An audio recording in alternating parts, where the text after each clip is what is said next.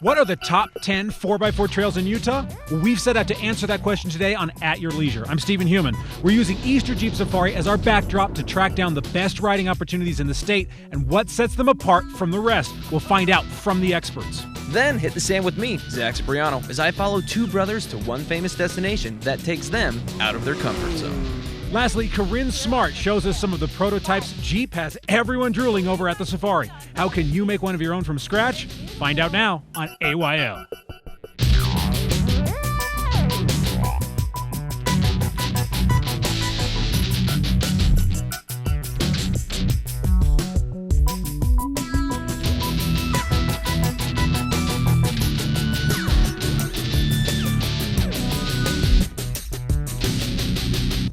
You know, in Utah, we're pretty spoiled as far as adventure goes.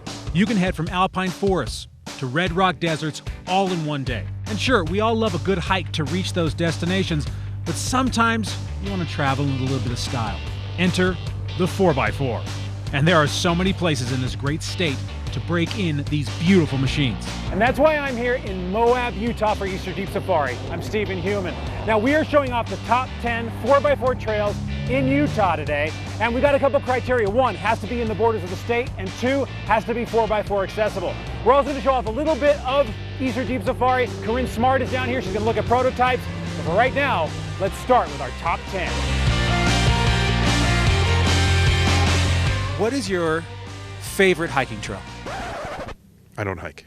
So what's your favorite 4x4 trail?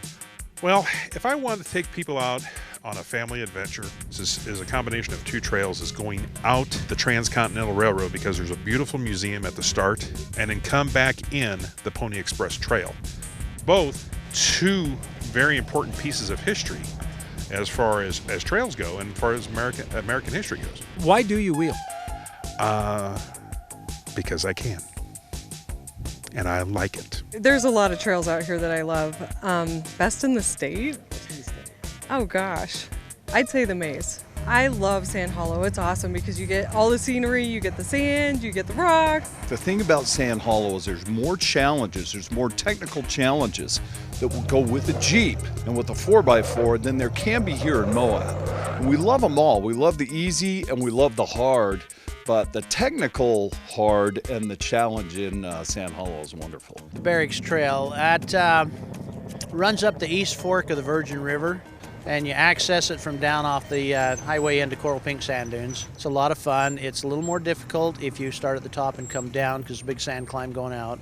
If you start at the south and go in, it's an easier trail. Depends on how high the river is when you cross. It's a really pretty ride, easy to do in, half to three-quarter day. Oh, I love Elephant Hill. Such a great trail, middle of Canyonlands National Park, one of the few parks that has four-wheel drive trails that you can go in. You can probably take a stock vehicle on it. If the stock vehicle is like a Jeep Rubicon or something with decent clearance, a 4Runner or something like that. The vistas and the scenery is just outstanding. Beautiful canyons, rocky washes that you're driving through. It's a special place. Hell's Revenge is a fantastic trail in Moab. I mean, if anybody's a first-timer, it's a first-timer in a Jeep, you want to do Hell's Revenge because it gives you a taste of everything about Moab. So what makes Hell's Revenge so famous? I don't know. All right. Hell's Revenge for me was a little scary. I was a little intimidated. It's got divots in it that you go down, and it's got hot tubs and obstacles and things like that. The Gates of Hell are wonderful. We've taken so many friends on those, and we've kind of scared them a little bit, but it's a lot of fun. All right, well, there's 5. We got 5 more coming a little bit later in the show. And I don't know if you guys have been on any of these 5 or all of them. Let us know. Go on Facebook, Instagram. Tell us about what your experiences were because they're going to be different than ours. And, we're all having fun out on the trail. We want to hear from you. We're going to step away from Moab for a minute, and we're going to catch up with Zach, who has our travel adventure. As we established, Utah is a mecca for 4x4 enthusiasts. The streets of Moab are crowded with gearheads discussing their upgrades they made to their rigs and the trails they plan to break them on. So far, we've talked about Hell's Revenge, the Pony Express Trail, the Maze in Sand Hollow, Elephant Hill, and the Barracks Trail. All right, now that we're caught up, I don't know where we're going next, but let's finish up our top 10. 5 Mile Pass area has a lot of trails in it. Two of the most notable are the snakes. You got rattlesnake and constrictor. A Rubicon, our built-up Jeep, can handle rattlesnake with no problem, but the constrictor, that takes a little finesse, and you can end up with a little body damage on that one. It's one of our favorite areas to go wheeling in.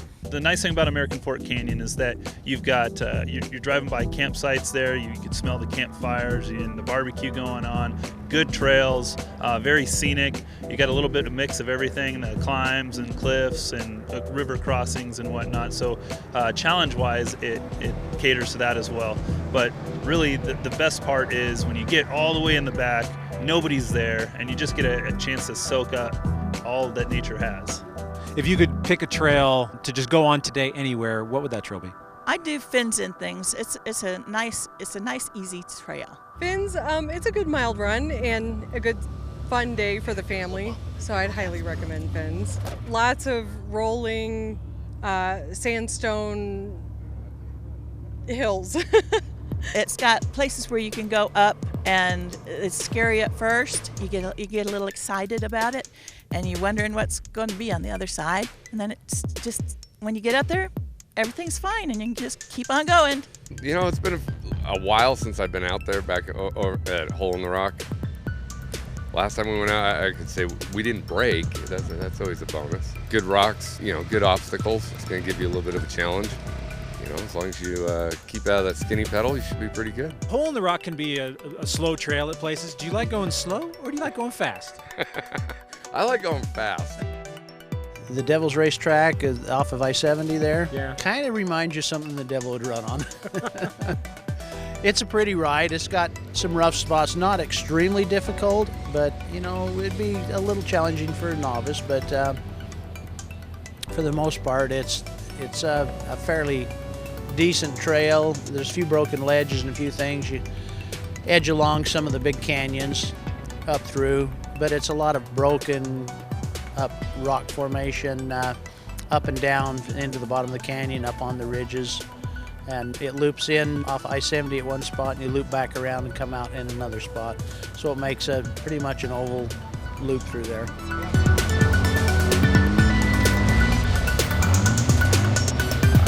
Corinne, hop in. You have fun with the Jeeps? It was amazing. Can you please take me on a trail now? Okay. Well, while we head there, why don't you take a look at our trailhead, brought to you by Rocky Mountain ATV and C. What'd I tell you? Literally so gorgeous. I cannot believe what we're seeing. I don't even think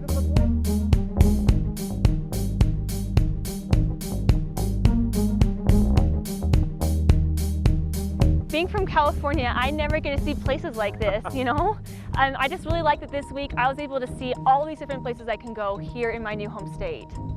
Yeah, it's pretty spectacular to end the show with this, but that also means that unfortunately we have to end the show. So like we always say, get out there and create your own adventure At your leisure. 4 trails in Utah. But for me, what's it about? top 10 4x4 trails in Moab. Ah!